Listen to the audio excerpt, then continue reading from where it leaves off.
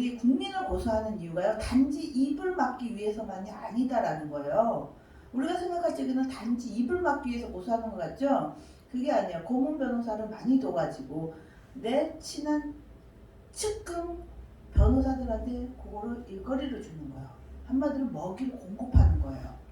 그래서 최근에 단독이 뭐가 나왔냐면 성남시장 시절에 시민을 고소하고 막 이런 것들이 있었을 거 아니에요. 그 고문 변호사의 비용의 40%가 자기 측근 변호사한테 갔다 이렇게 돼 있어요. 그 측근 변호사를 내가 명단을 쭉 살펴서 보니까 이재명이 저를 고소했을 적에 썼던 그 법무법인 마당의 신갑부가 거기에 명단에 딱 올라와 있어요. 시장이 시민을 고소고발하는데 쓴 비용에서 거기는 5억 5,800만 원을 챙겨갔더라고요. 그 신갑부는 그래도 양호한 편이에요. 뭐 거기서 12억 챙겨가신 분도 있고 뭐 몇 억. 이게 말이 안 되는 게 뭐냐면요.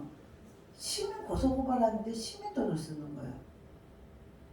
이게 얼마나 웃기는 일이에요. 그리고 이게 더 나쁜 게 뭐냐면 저는 이 가장 재질이 나쁜 게 뭐냐면 그러면서 법적 카르텔이 형성이 되는 거예요. 내가 친한 놈들한테 먹이를 주면 당연히 호의적이지 않겠어요? 저는 일개 시민이에요. 이런 자가 지금 권력을 가지게 되면 어떻겠어요?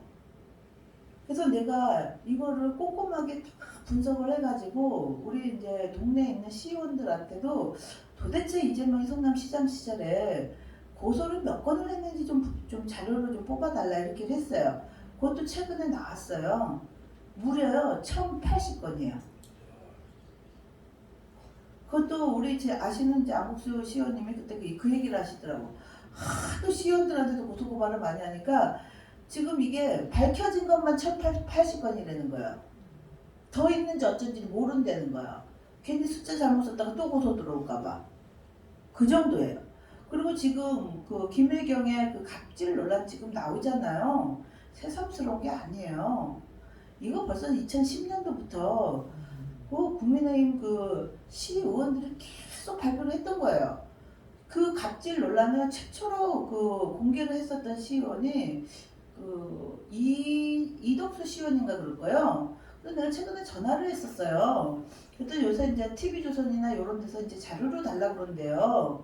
그 김혜경이가 그 무슨 뭐죠? 의전 차량을 사용을 하고 그때 당시에 공무원들을 도열을 해놓는다는 거예요.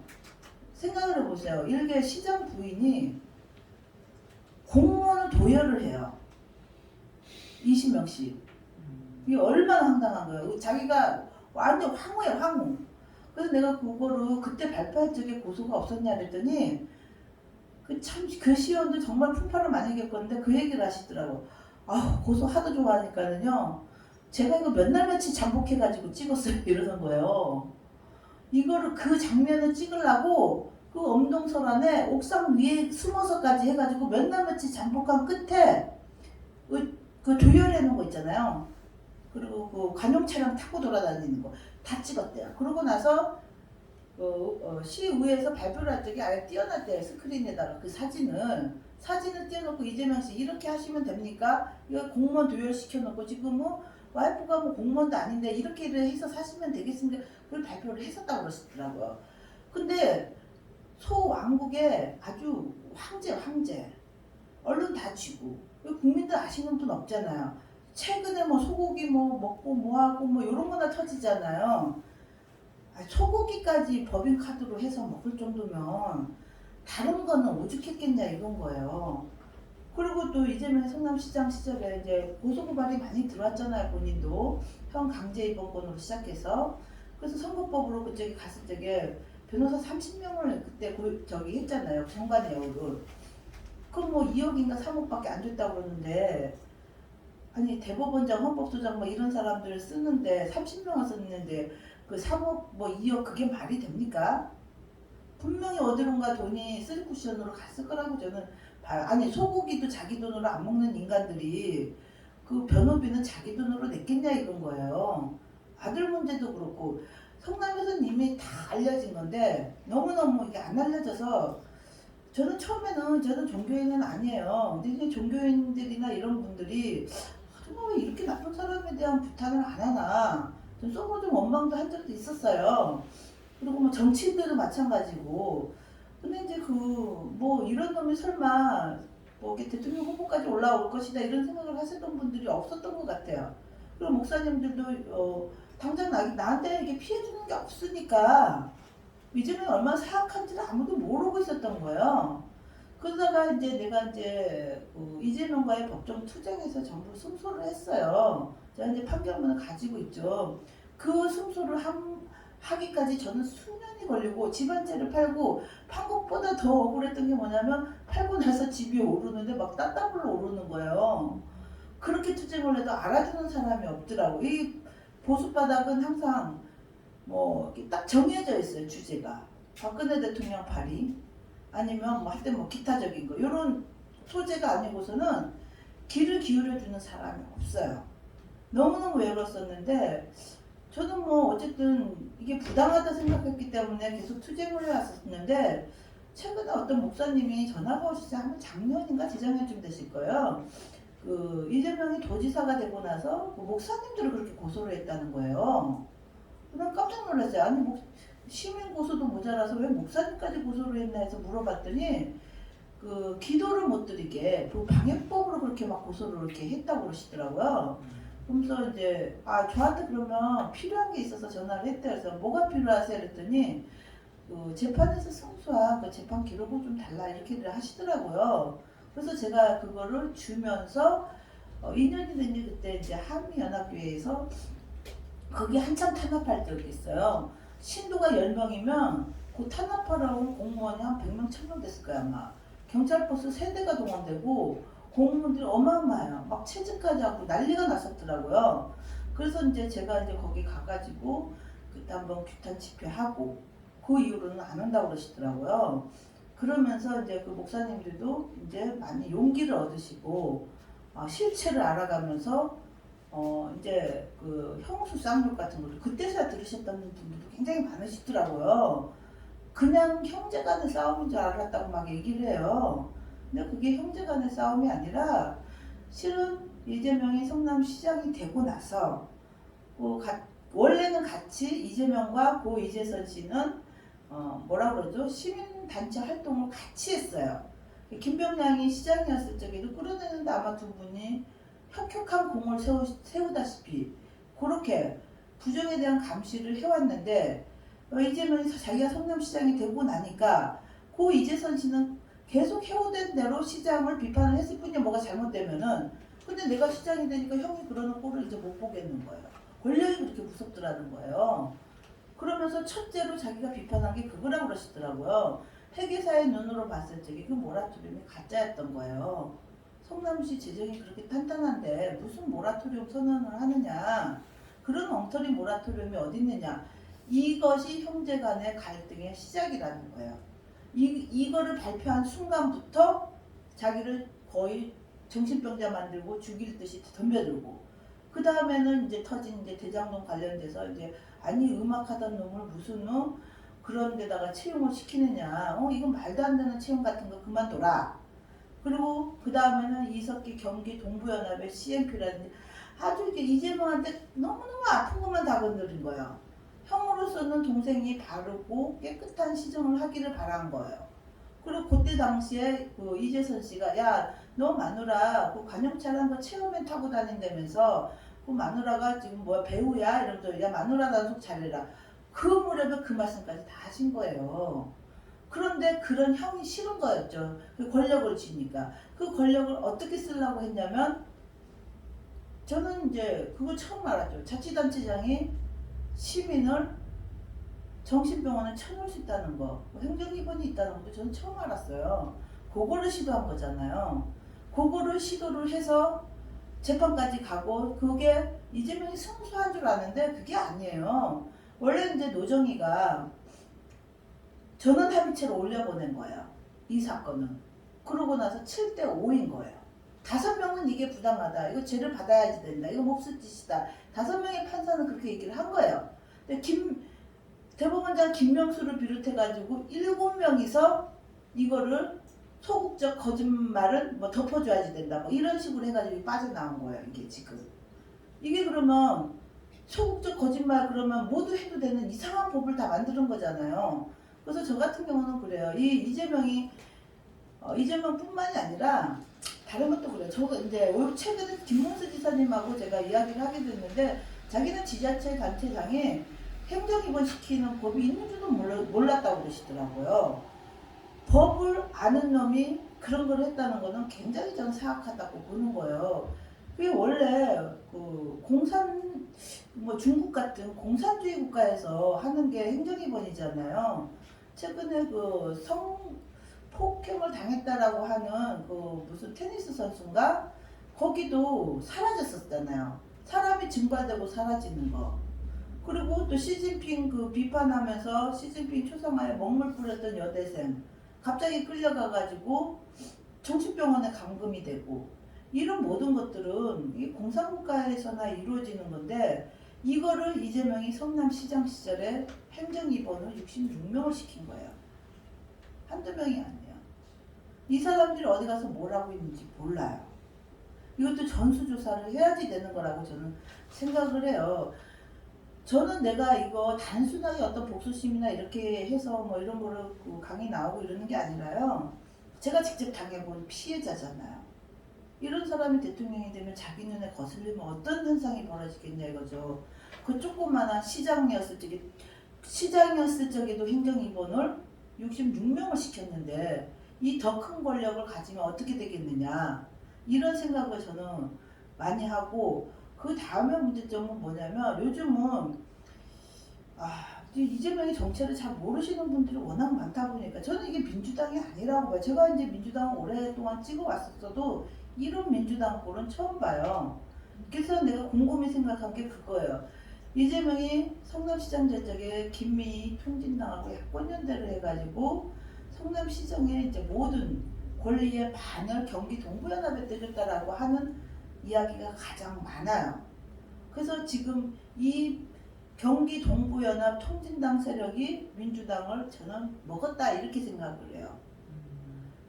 그러니까 DJ 뭐 노무현 때 있었던 그 성향하고는 아주 다른 애들은 뭐라 그래야 되죠? 공산당들이 하는 수법하고 저는 너무 비슷하다고 이렇게 봐요. 일반적인 어떤 그런 게 아니에요. 그래서 내가 가만히 생각을 해보니까 이런 집단이 과연 더 큰 권력을 쥐면 어떻게 될까? 옛날 경기 동부연합 세력은 운동권에서도 아주 핫바리했었다고 그러더라고요. 알아주지도 않았었대요. 이런 애들이 돈과 권력을 쥐니까 권력에 취해가지고 지금 이런 애들이 특권층이 되고 기득권이 됐다 저는 이렇게 생각을 해요. 이런 애들이 나중에 큰 정치를 하게 되면 진짜 별 듣보잡들이 다 들어와가지고서는 장관하고 차관하고 이러면서 자기 눈에 거스르면 어떻게든 제거하고 이럴 텐데 이거는 정말로 국민의 인권을 말살하는 건데 아니 중국도 무서운데 지금 대한민국에서 그러한 일이 벌어질 수 있다. 저는 이제 그렇게 생각을 많이 합니다. 그리고 저보고 왜 그러한 일을 겪었음에도 불구하고 고소를 안 하느냐 이렇게 들어보시는 분들이 많아요. 저 고소했었어요 경찰. 근데 제가 납치한 경찰을 고소를 했더니 그거를 기각시켜버린 김규관 경찰이 있어요. 그 경찰이 지금 은수미 사건으로 지금 징역 8년으로 지금 감방에 구속돼 있어요. 그 경찰들이 성남에서 경찰들이 했었던 짓들이 뭐냐면요. 시장과 결탁을 해서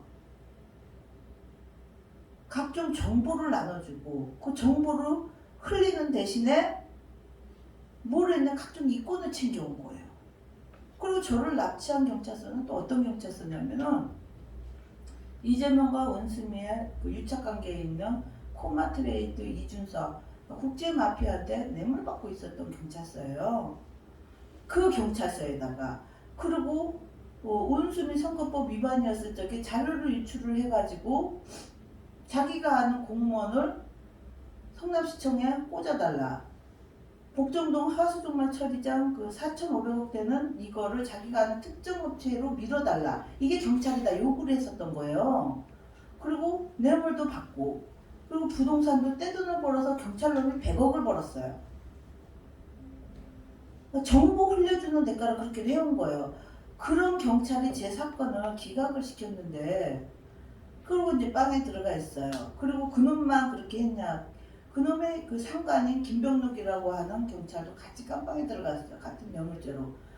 제가 봤을 적에는요, 이 카르텔은요, 이재명을 둘러싸고 있는 카르텔, 내가 항상 이야기를 하지만 쌍욕 공동체, 욕들 그렇게 잘해요.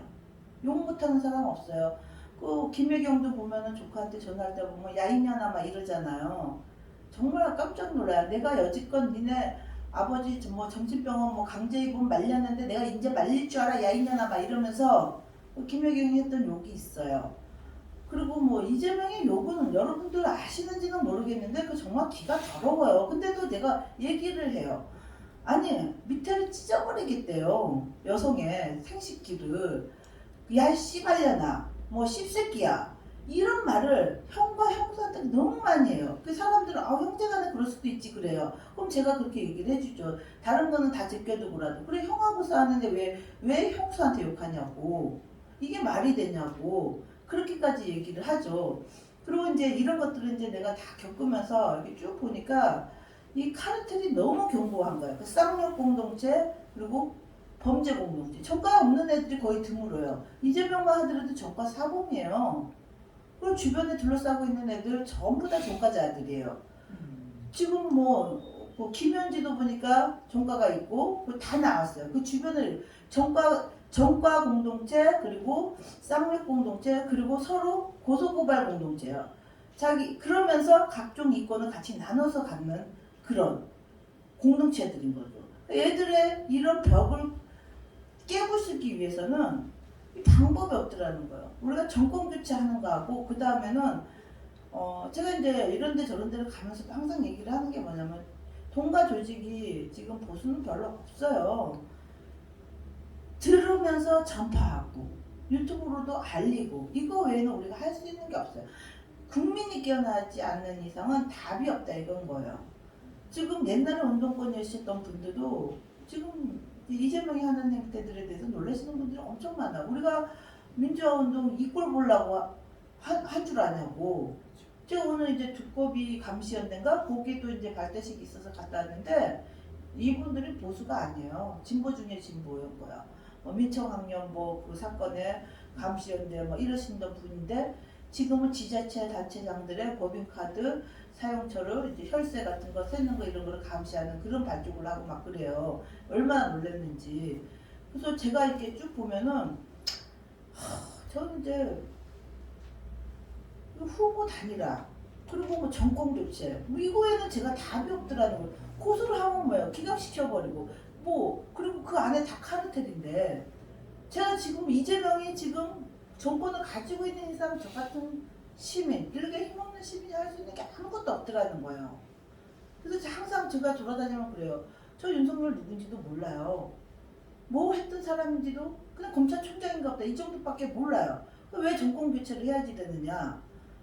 아니 이재명이 되면 내가 죽게 생겼는데 그럼 어떡해요 지금 그렇잖아요. 윤석열이 돼가지고 내가 죽는다 이런 생각은 안 드는데 이재명이 되면 진짜 한번 내가 들어갔다 왔잖아요.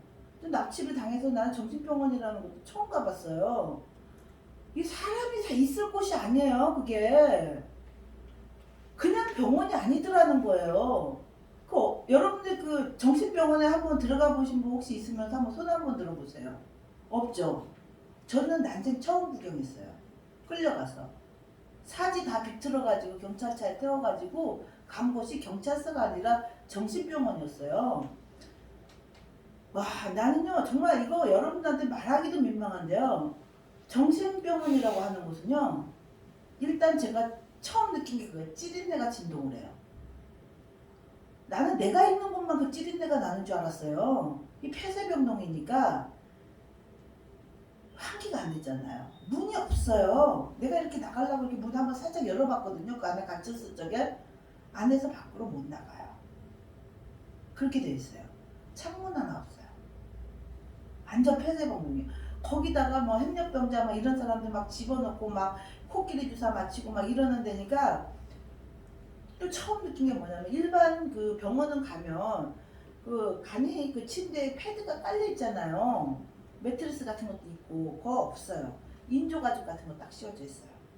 이불도 없어요. 왜 그러냐면 거기서 이제 똥, 오줌 이런 거를 싸는 사람들 자기는 치우기 쉽게 만들어 놓은 거예요. 면 패드나 이런 거면 닦아야 되잖아요. 근데 그 인조가죽 레저면 그냥 쓱 닦으면 끝이잖아요. 거기는 베개에도 카바가 없더라는 거예요.